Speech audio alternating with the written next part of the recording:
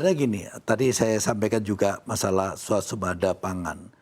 Kita harus lihat juga per wilayah yang bisa diswasembada di wilayah itu apa pangannya gitu kan.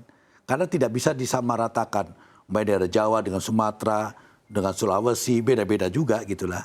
Tapi dalam komoditi pangan apa yang bisa dikembangkan di situ ya kita kembangkan. Itulah salah satu wujud kita mengarah ke swasembada. Bukan berarti swasembada harus secara keseluruhannya bisa kita tangani, itu tidak juga gitu ya. Nah, saya juga bilang tadi masalah lahan yang semakin menyempit ya kan. Tadi disampaikan juga beberapa sama di beberapa wilayah negara itu juga lahannya semakin menyempit ada. Tapi produktivitasnya tetap bahkan meningkat. Karena apa? Ada modernisasi, ada mekanisasi. Tapi ini juga tidak bisa diserahkan kepada petani ya. Karena petani itu hanya batasnya dia menanam, dia produksi, ya sampai situ. Maka salah satunya ya, kita juga harus mengedukasi petani sesuai dengan batas kemampuan pemahamannya mereka ya. Karena petani yang saya tahu sekarang ini kan dia otodidak, turun-menurun. Jadi begitu dulu ayahnya petani turun ke anaknya, ya seperti itu otodidak yang dilakukan oleh bapaknya diikuti sekarang. Nah itu tidak akan meningkatkan produksi ya. Bahkan kita lah akhirnya kalah bersaing dengan negara-negara yang dulu pernah belajar pertanian di negara kita. Contoh sekarang Vietnam itu dulu belajar pertanian dari kita. Ya setelah kemarin saya mendalami di Vietnam bagaimana produksi beras dan kita membutuhkan beras sebenarnya dari Vietnam untuk memenuhi kekurangan kita. Ternyata mereka sudah betul-betul produksinya berkualitas dan meningkat ya. Contohnya mekanisasi di Vietnam luar biasa kalau saya lihat ya. Karena sekarang petani-petani di sana diberi peluang bahwa dia tidak harus menangani lahan yang dia miliki dengan jumlah yang kecil. Dia justru mau menyerahkan ini kepada pemerintah untuk dikelola oleh pemerintah. Dengan tadi mekanisasi, dengan produksi yang akan meningkat. Nah petani itu di Vietnam sebagian termasuk di Thailand yang saya tahu kemarin. Bahwa petani-petani dengan menyerahkan lahannya ini kepada pemerintah dikelola oleh pemerintah, mereka bisa bekerja di luar dari pertanian itu. Tapi dia tidak hilang pendapatan dari pertanian itu atau lahannya itu. Tapi di sisi lain dia dapat tambahan dari kegiatan di luar itu. Memang banyak sekali yang harus kita lakukan ke depan ya. Karena memang sekarang ini kan peran Bulog juga agak sulitnya karena begini, Bulog itu diikat dengan regulasi, yang tentunya regulasi ini juga tidak bisa memberi kebebasan untuk Bulog melakukan sesuatu yang dia lihat dia berbuat. Contoh, baik, sekarang kita menyimpan beras itu sebagai buffer stock negara. Beras itu ditentukan jumlahnya oleh negara, ya kan? Dan pelepasannya juga ditentukan untuk apa? Sedangkan untuk pembiayaannya itu kita menggunakan dana pinjaman bunga komersil. Di sisi lain, kalau ini beras atau apapun namanya ditugaskan oleh negara tidak bisa segera dilepas, maka kita akan terbebani dengan bunga. Itu satu. Yang kedua, kualitas ini mau nggak mau akan turun.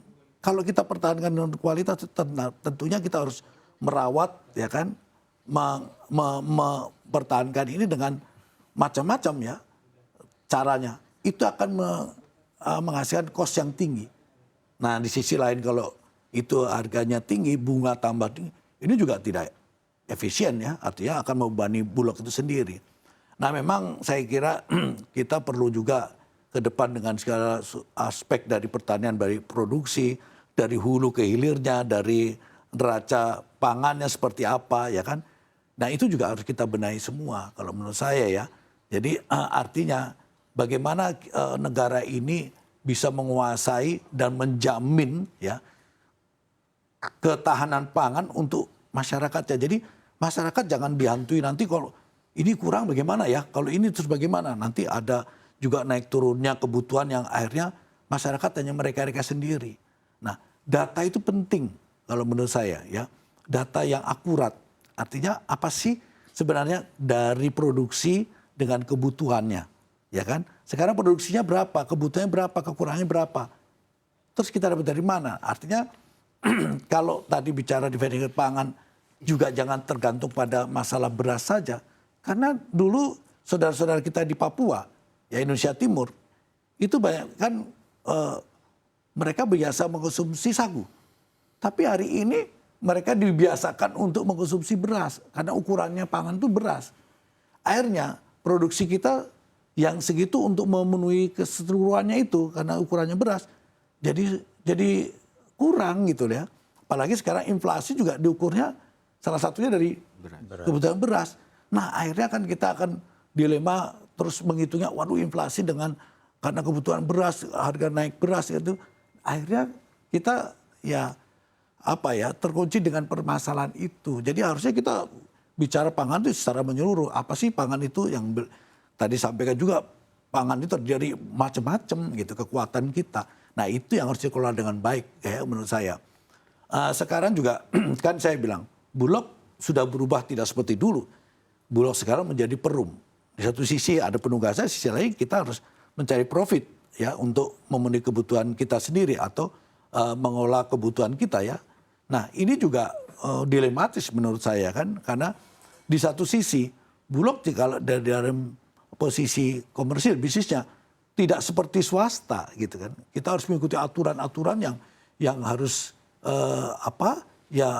pada akhirnya juga membelenggu, membatasi dari kebebasan Bulog untuk bicara komersil atau bisnis ya. Ini juga menjadi satu persoalan. Banyak hal saya kira.